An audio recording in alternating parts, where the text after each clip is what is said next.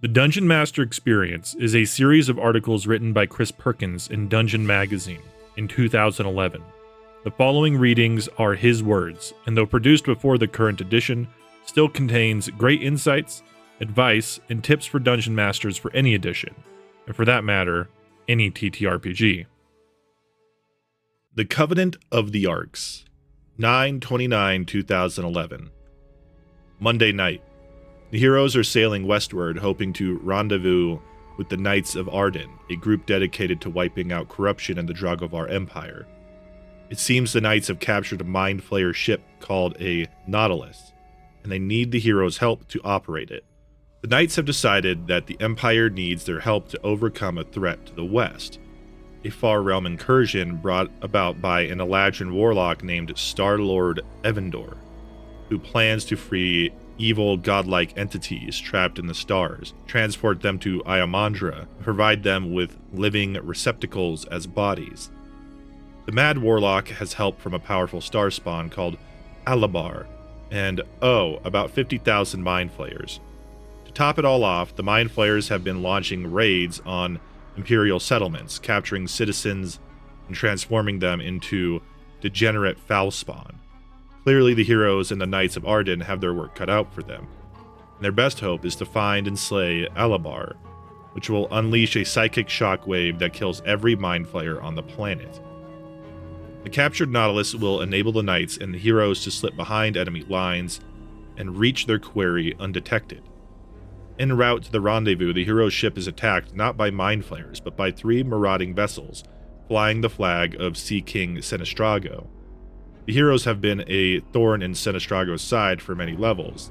The Dragovar Empire is too distracted by the Mind Flayer threat to deal with the fact that Sinistrago is openly attacking those he perceives as his enemies, including other Sea Kings.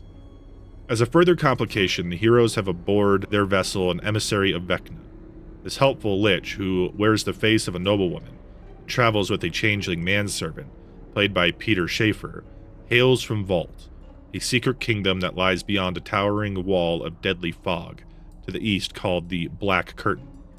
The heroes are among the few living souls who know of Vault's existence, and they suspect that Vault might be responsible for the kidnapping of the Dragovar Emperor, an act that has caused great instability within the Empire, particularly in the light of the Mind Flayer threat to the west. I hinted at this week's topic in last week's article, which was about managing a campaign that's gone off the rails. The smartest thing I ever did as a DM was to build my current campaign on a foundation made up of 3 story arcs that together form an interlocking narrative, a kind of triptych, if you will. I used a similar 3-arc structure in my previous 3rd edition campaign, and it worked out so well that I kept the idea when plotting out the big stories in my 4th edition world of Iamandra. A campaign arc is a big story. Its impact is measured from the beginning of the campaign to the end, unlike the hundreds of other stories in the campaign that might end after one game session or after a few levels. Case in point, the Monday Nights group enmity with the Horned Alliance Thieves Guild was a story that fueled many great moments in the Paragon tier, but it wasn't big enough and didn't last long enough to be a campaign arc. However, many smaller stories are actually branches of a campaign arc, and good ones often can link to more campaign arcs together. The Horned Alliance was made up of Tiefling rogues who hated the Dragovar Empire, for it had not only destroyed the Tiefling kingdom of Baal Tarath, but enslaved its people for generations. The Thieves Guild offered sanctuary to a group of Kraken cultists who were staging terrorist attacks against the Empire by deploying Far Realm mines to blow up Dragovar ships. Where did they get these mines, you ask? From the Mind Flayers, of course, which ties directly to one of my 3 campaign arcs. The 3 campaign arcs of Iamandra campaign are as follows. 1. War erupts in the west when a Star-Pact warlock triggers a Far Realm incursion that threatens the Dragovar Empire and its entire world. 2. A secret kingdom to the east, long thought destroyed, is resurrected by Vecna and kidnaps the Emperor in an attempt to destabilize the Dragovar Empire, for reasons unknown. And 3. As cracks begin to form in the Dragovar Empire, evil political forces conspire to seize power, and bickering Sea Kings, the merchant lords of Iamandra, become increasingly hostile toward one another. Basically, I have a war story, the war against the far realm threat to the west, an intrigue story, the secret kingdom to the east, and a political story, boiling feuds and unbridled power-mongering in the wake of the Emperor's disappearance. I chose these 3 stories because I wanted to center my campaign around an empire in decline, a nod to ancient Rome, I suppose. And how does one go about showing an empire in decline? Well, a war going badly is good for starters. War is dramatic, and that is the second campaign in a row where I've used war as a pervasive theme. But I don't think you need a war to make a campaign interesting. Eberron is set in the aftermath of war, and it's fear of another war that provides most of the tension. I also love intrigue. Situations when the line between friend and enemy is indistinct, and players don't always know whom to trust. The Secret Kingdom campaign arc was the last one to fall into place. Honestly, I had no clue what the Secret Kingdom was or what its ultimate goals were. I trusted that the answers would come to me later. The Black Curtain began as a source of rumors, a mysterious barrier that seafarers avoided. At the end of the heroic tier, the heroes found a journal containing the first hint of something on the other side of the Black Curtain. And it wasn't until mid-Paragon tier when the characters had their first enemy was someone from the other side. That's a roundabout way of saying that not all 3 arcs need to be fully fleshed out from the get-go, nor must they vie for equal attention. It's okay if one arc is hazier or less dominant than the others. It's also okay, by the way, to have adventures and encounters that have nothing to do with your 3 campaign arcs.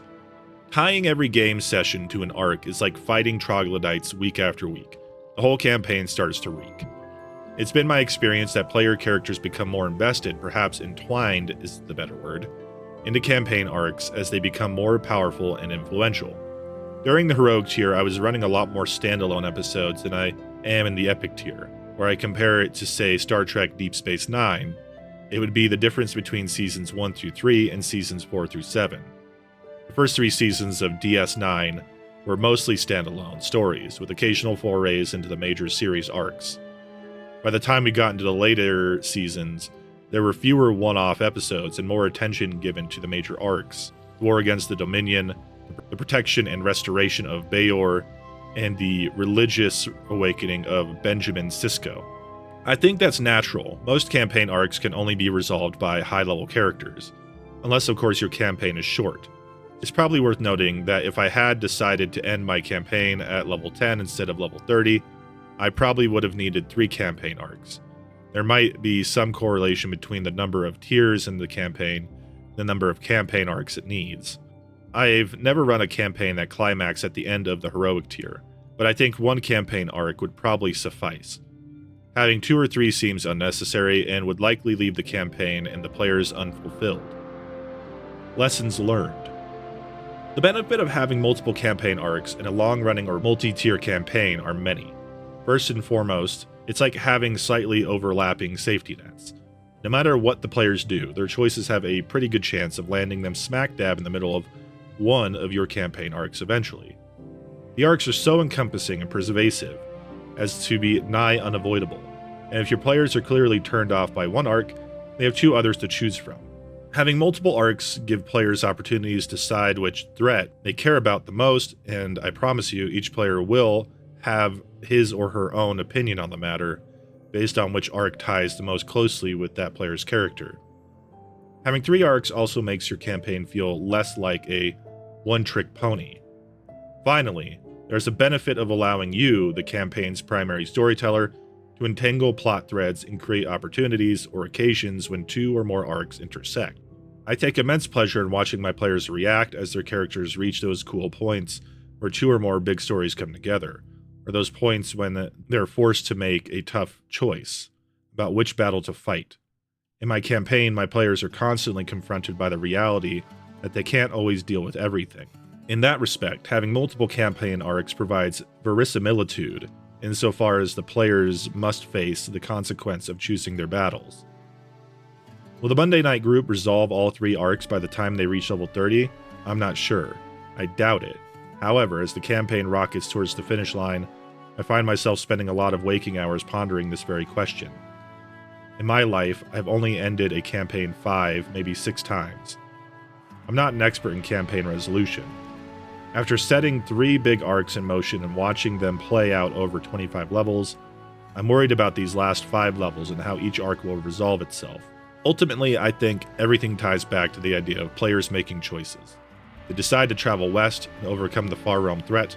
They will have accomplished something truly epic and brought peace and stability to the world. That does leave behind some unfinished business, however.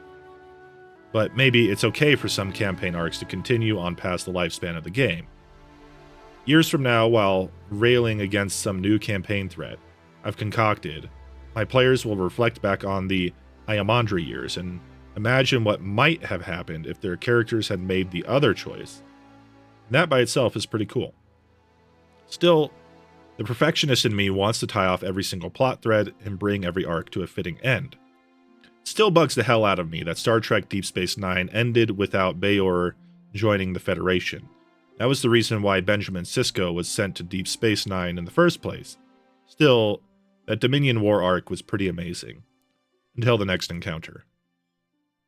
Also, don't forget to follow the link in the description to pick up my first ever adventure and setting for free on Patreon and DriveThruRPG now.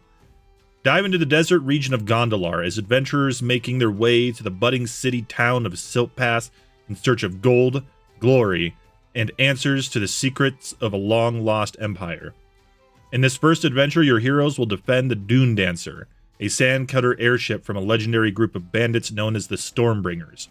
Do you have what it takes to stop the Stormbringers and their bombastic leader Tharok, or will you make a deal with the devil of the sands and join them? Decide your destiny in the first of 6 adventures, TSI, Tharok, Stormbringer, Iron Mane.